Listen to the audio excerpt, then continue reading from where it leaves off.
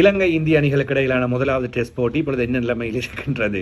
சொல்லவே தேவையில்லை, சிரிக்கின்றது இலங்கை நிலைமை என்று சொல்லத்தானே தோன்றுகின்றது. வேறு என்னத்தை சொல்ல வேண்டியதாக இருக்கின்றது? முதல் இன்னிங்ஸில் இன்னும் கொஞ்சம் ஓட்டங்களை கட்டுப்படுத்தி, துடுப்பாட்டத்தில் இன்னும் கொஞ்சம் ஓட்டங்களை பெற்றிருந்தால் அப்படியே சொல்லிக்கொண்டு போனால் எப்போவுமே வெற்றி தான் சொல்லலாம். ஆனால் நடக்குதில்லையே என்றுதான் பிரச்சனை. இந்திய அணி முழுக்க இந்த டெஸ்ட் போட்டியில் கட்டுப்பாட்டுக்குள் வைத்திருக்கின்றது. மழை காரணமாக இத்தனை ஓவர்களை இழந்தும் கூட இந்திய அணி வெற்றி பெறக்கூடிய நிலைமைக்கு சென்றிருக்கின்றது என்பது மிகப்பெரிய விஷயம். நாளைய தினம் 5வது மறுதியுமான நாள். மழை முற்றுமுழுதாக பெய்து வெள்ளமாகி போட்டியே நடைபெறாவிட்டால் தான் இலங்கை அணிக்கு வெற்றி பெறக்கூடிய வாய்ப்புகள் என்று சொல்லக்கூடியதாக இருக்கின்றது. என்னை பொறுத்தவரையில் காலையில் போட்டி நடைபெற்றால் ஒரு சீசன் காணும் நாளைக்கு, அதாவது 30 ஓவர்கள் இலங்கை அணியின் மீதமாக இருக்கின்ற 6 விக்கெட்டுகளை கைப்பற்ற போதுமானதாக இருக்கும் என்று நான் நம்புகின்றேன். 90 ஓவர்களையும் தாண்டி ஒரு கொஞ்சம் அதிகமான ஓவர்கள் நாளை இறுதி நாளில் வழங்கப்படும். எனவே இலங்கை அணி போராடி வெற்றி பெறும் என்கின்றதோ, போராடி சமநிலையில் முடிவுக்கு கொண்டு வரும் என்பதோ சொல்லக்கூடிய விடயமாக இல்லை. நடைபெறுவதற்கு அது சாத்தியமே இல்லாத நிலைமை. ஏற்கனவே 4 விக்கெட்டுகளை இழந்தாகிவிட்டது. முதல் இன்னிங்ஸில் எவ்வாறு துடுப்படுத்தாடினோம் என்பதும் தெரியும். இலங்கை அணி எவ்வாறு துடுப்படுத்தாடியது என்பது மிக தெளிவாக தெரியும். 2வது இன்னிங்ஸில் எப்படி துடுப்படுத்தாடி கொண்டிருக்கின்றது என்பதும் தெரியும். ஏதோ முதல் இன்னிங்ஸில் சோனால் தினோஷன் டிக்வெல்ல ஓட்டங்களை பெற்றுக் கொடுத்ததனால் ஃபாலோவன் முறையில் துடுப்படுத்தாடுவதை தப்பி பிழைத்து மீண்டும் இந்தியாவை துடுப்படுத்தாட வைக்க முடிந்தது. இந்தியாவை ஓரளவு கட்டுப்படுத்தக்கூடியதாக இருந்தது இன்றைய தினம் பந்துவீச்சில். அதனால் தான் சொன்னேன், முதல் இன்னிங்ஸில் ஏதாவது இலங்கை அணி கொஞ்சம் உருப்படியாக செய்திருந்தால் ஏதாவது ஒரு வாய்ப்புகள் தெரிந்திருக்கும். ஆனால் எதுவுமே நடைபெறவில்லை. 193 ஓட்டங்களுக்குள் இந்தியாவை கட்டுப்படுத்தி இப்பொழுது 84 ஓட்டங்களுக்கு 4 விக்கெட்டுகள் என்ற நிலைமையில் துடுப்படுத்தாடி கொண்டிருக்கின்றது இலங்கை அணி. வெற்றி இலக்கு 371 ஓட்டங்கள். இந்த மைதானத்தில் 340 ஓட்டங்கள் பெறப்பட்டிருப்பதுதான் வெற்றி, ஏற்கனவே சிறந்த வெற்றி இலக்காக சேசிங்கில் இருக்கின்றது. பாகிஸ்தான் அணி இலங்கை அணிக்கு எதிராக வெற்றி பெற்றது ஒரு 4 வருடங்களுக்கு முன்னர். எனவே இவ்வாறானது ஒரு சூழ்நிலை தான் காணப்படுகின்றது. இலங்கை அணி தங்களுடைய 2வது இன்னிங்ஸில் துடுப்படுத்தாடி கொண்டிருக்கின்றது. 84 ஓட்டங்கள் 4 விக்கெட் இழப்பிற்கு. இதில் முக்கியமான விஷயம், தினேஷ் சர்மாவால் துடுப்படுத்தாட முடியாமல் போனது. களத்தடுப்பின் பொழுது அவர் களத்தடுப்பில் மேற்கொண்டிருந்த வேளையில் கழுத்து மற்றும் கைமூட்டு பகுதிகளில் அடிபட்டு வைத்தியசாலைக்கு சென்று திரும்பியிருந்தாலும் விளையாட முடியாத நிலைமையில் எனக்கு, அதாவது உங்களுக்கு தெரியும், இவ்வாறான விபத்துக்களுக்கு மற்றும் ஒருவரை மாற்றக்கூடியதாக இருக்கும்.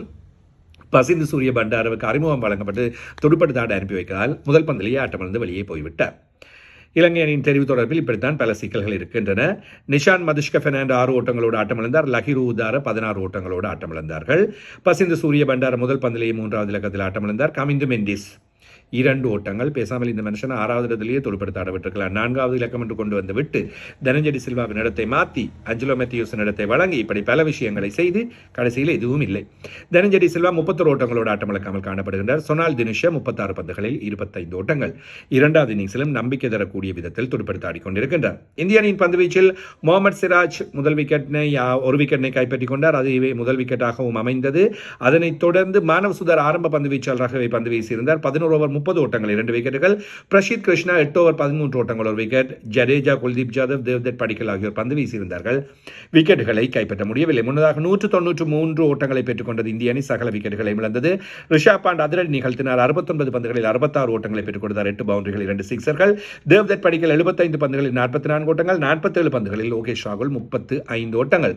ஜெய்ஸ்வால் ஓட்டமதையும் பிராதலையில் ஆட்டமிழந்தார். சுப்மன் கில் 8 ஓட்டங்கள். துருவ் ஜுரேல் 7 ஓட்டங்கள். ரவீந்திர ஜடேஜா 9, மானவ் சுதார் 9, குல்தீப் யாதவ் 5, முகமது சிராஜ் 2, பிரஷித் கிருஷ்ணா 2. பந்துவீச்சில் அசித்த பெர்னாண்டோ 4 விக்கெட்டுகளை கைப்பற்றிக் கொண்டார்.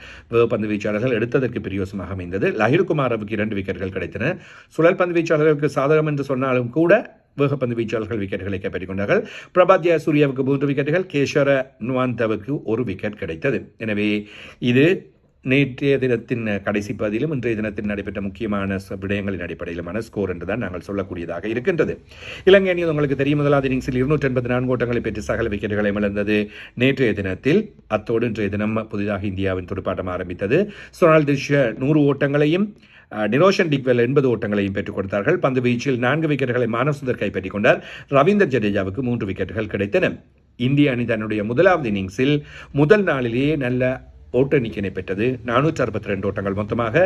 தேவ்தத் படிக்கல் 167 ஓட்டங்கள், துருவ் ஜுரேல் 51 ஓட்டங்கள். இதுதான் முக்கியமானவர்களின் ஸ்கோராக அமைந்தது. பந்துவீச்சில் 4 விக்கெட்டுகளை பிரபாத் ஜெயசூரியவும், கேஷவ நுவாந்த 3 விக்கெட்டுகளையும், அசித்த பெர்னாண்டோ 2 விக்கெட்டுகளையும் கைப்பற்றிக் கொண்டார்கள். எனவே இந்த போட்டி இந்தியாவிடம் செல்கின்றது, இந்தியா வெற்றி பெறப் போகின்றது என்பது ஓரளவு உறுதியாக தென்படுகின்றது. மழை பெய்யாமல் விட்டால்தான் இதற்கான வாய்ப்புகள் இருக்கும். மழை பெய்யக்கூடிய வாய்ப்புகள் இருப்பதாகவும் சொல்லப்படுகின்றது, பெய்யாதென்றும் சொல்லப்படுகின்றது. என்ன நடைபெறும் என்பதை நாங்கள் நாளைய தினத்தில் தான் பார்க்க வேண்டும். அரசனை வழங்குகின்றது AKS fashion private limited, kesar street, Colombo 11 அமைந்திருக்கின்றது. இந்தியாவிலிருந்து கொண்டு வருகின்ற ஆடைகள், அதே போன்று மேற்கத்திய ஆடைகள், இலங்கையின் தயாரிப்புகள் என்று சகலவிதமான ஆடைகளையும் ஹோல்சேல் அடிப்படையில் ஒட்டுமொத்தமாக நீங்கள் வாங்கிக் கொள்வதற்கு AKS fashion private limited, kesar street, Colombo 11.